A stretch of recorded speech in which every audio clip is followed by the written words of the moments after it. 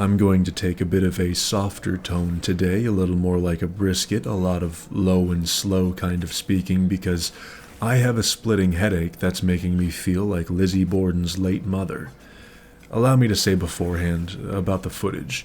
I was blitzed at the time of recording like a quarterback with a dysfunctional offensive line, so I guess whoever's throwing ball for the Jacksonville Jaguars.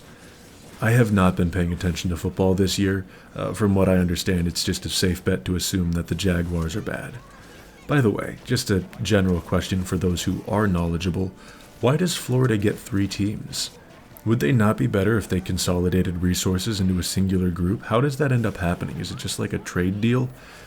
I guess they could have wanted to be more fan accessible since navigating over there isn't great, but whatever. I still think most professional sports are so lucrative because it's the only way old billionaires can legally own a black. I do not succeed in my task of killing the armor-clad teenage mutant polar bear who studied under Master Shifu. I think mathematically I actually can't complete the task in time without a team on account of damage output. I'm pretty much using wooden weapons on the Ender Dragon here, but it is still good footage to talk about how hyped I am regarding this game. Okay, look, good is a stretch, but it's still footage. I'm drunk and fighting with a stick. What do you expect of me?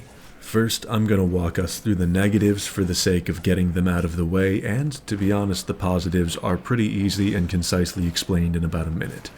Let me make this incredibly clear. These are my impressions of the beta testing. I expect little things such as connection issues to improve naturally, but I still need to mention them. As for the others, I have no idea, so obviously those get caught out. Some of you may think, why point out faults in the beta?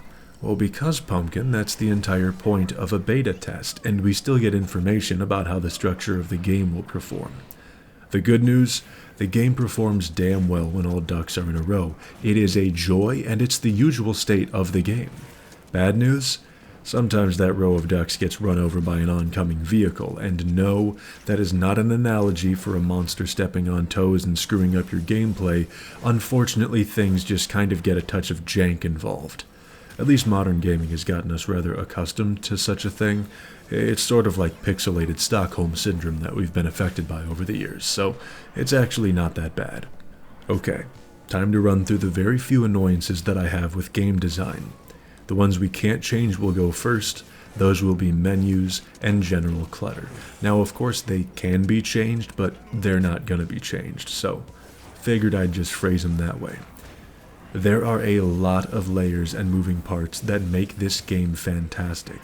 However, we do not need enough menus and icons to fill out every page of a 22-volume set of world encyclopedias with information. How the hell did you make all of your menus this convoluted?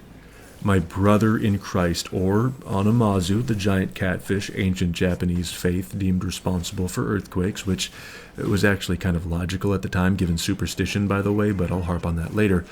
Whoever the shit I should be praying to here, nobody needs this many menu divisions. More does not equate to better outside of buffets, beer, bullets, and titties. Social menus only ever need 3 sections: lobby, friends, recent players, and a search bar at the top. This is applicable to most other in-game menus, and we could gut or merge a solid 40% of them with no detriment to the game.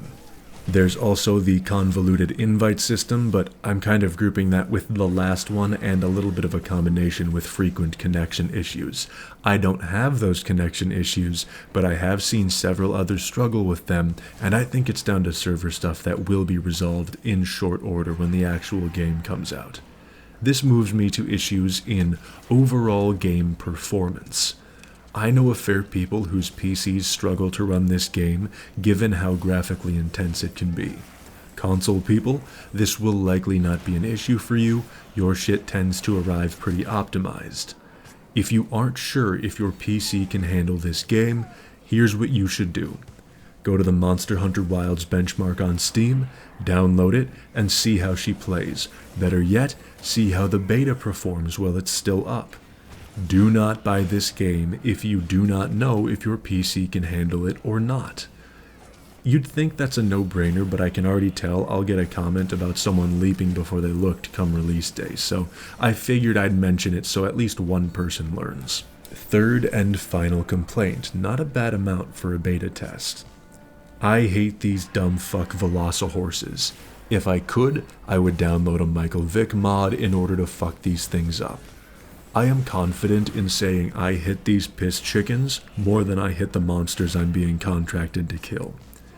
I want a DLC I will pay any amount of money that consists of nothing but running these fuckers over in a Toyota Tacoma with a cow catcher on the front of it. I will show the Australians a thing or two about killing a dumbass overgrown roadrunner if you allow me to. I want these things to get the Bloodwing treatment. For those of you that are unaware, that's when you get a stupid fucking bird, torture it over the course of a full workday, and blow off its stupid fucking bird head to make some drunk hippie cry about it. These things maneuver worse than a heroin-addled hobo stuck in a dumpster being pelted with M80s by delinquent teenagers. It's like you rolled a manatee to the top of a hill, covered it with Dawn dish soap, threw a saddle on top, and said, fuck it, that's basically a horse, right? And then just shoved it down the hill. Okay, now we're on to the good, and it's pretty succinct here. The good encompasses every other facet of this game. Monsters, fuck yeah, they went Goldilocks on the difficulty, put it just right where it needs to be. They also did very well in making them all feel unique thus far. Map design, another big fuck yeah. It's big enough to feel expansive, but it's not like a cross-country road trip every time you have to chase something. There's plenty of different hidey holes and terrain. It's all around great. Weapon selection, once again we're hitting the fuck yeah button. Nothing is terribly different than the other games, but that's perfectly fine.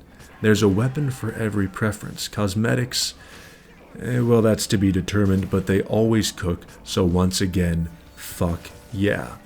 Handler? Fuck yeah. I used to play Monster Hunter World. If you didn't, you won't understand how much of an improvement this is.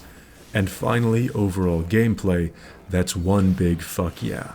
Apart from wanting the Velocihorse dead, this game is an absolute banger all around. Back to that Catfish lore that I mentioned earlier, it's not really relating to anything, but it's just information that I like. You may be casting stones, acting all high and mighty, thinking, a giant catfish causing earthquakes is a ridiculous notion. How could they have been so foolish in the past? Well, I've got some education here, so shut the hell up and put on your learning pants, bitch. For some reason, likely relating to catfish being sensitive to vibration, catfish become unnaturally active prior to earthquakes. So, when fishermen end up catching an incredibly unusual amount of catfish in incredibly unusual circumstances, then catastrophe hits soon after, a pretty easy association is made. Marine studies have actually shown with about 80% or so accuracy along fault lines, when catfish start tweaking, a seismic event will soon occur afterward.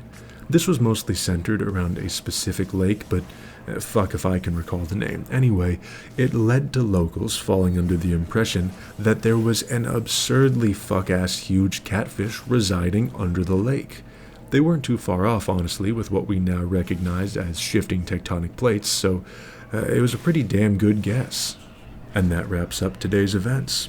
Join the Discord in the description if you're old enough, and have a good one.